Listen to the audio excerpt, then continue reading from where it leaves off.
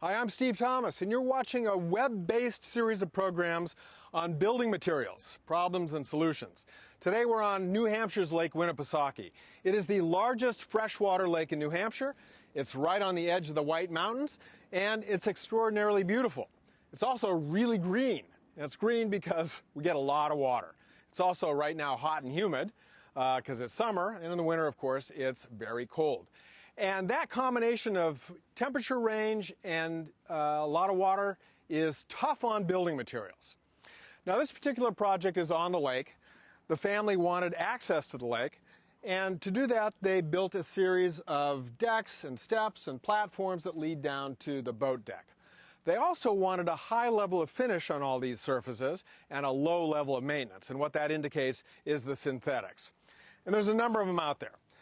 I've been using this stuff. It's called Zuri. It's made by Royal Building Products, and full disclosure, they are sponsoring this video.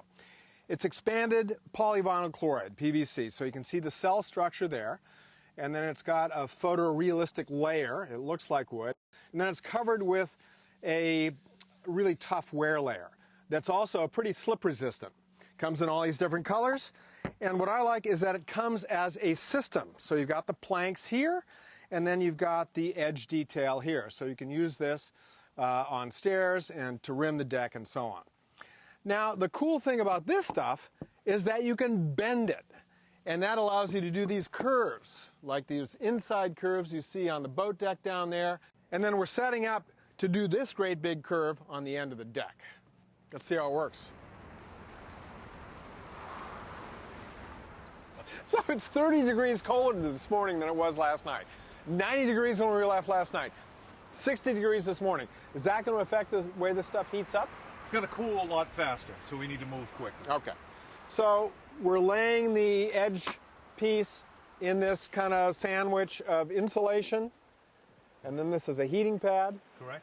And then you got a heat probe.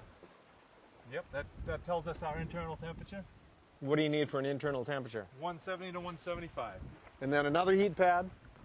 Yep. This is made specially for this kind of insulation? stuff, right? Rick's the general contractor on the job. All Insulation right. here.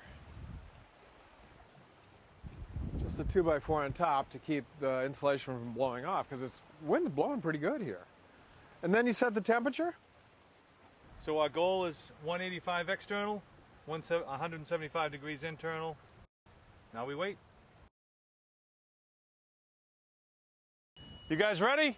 Yep. All right, here we go. Ready to go. All right. All right, Steve. We're going to unwrap this. So, Steve, I feel the heat coming off this. what we want to do is keep that. There you go. At 175 degrees internal temperature, All right, wrap it around quick. the trim material becomes pliant enough Come to me a touch. that you can bend it into a radius as tight as 5 feet. You have to continually smooth it from the center of the piece to the ends to keep the arc fair and true. You have to be firm, but not too firm, because the material is still really soft, and you can dent it. You can either use mechanical clamps, or like we're doing here, human clamps. Later we'll bend the pieces to either side to finish the arc. In 5 minutes, the piece is cooled and it's set. So you're good? That's it? That's it. So you're telling me that this has a new permanent shape. Absolutely. It's now set into the piece. So we could take it off and we could spin it around like an egg beater. That is cool. That's cool. That's going into my bag of tricks. Nice.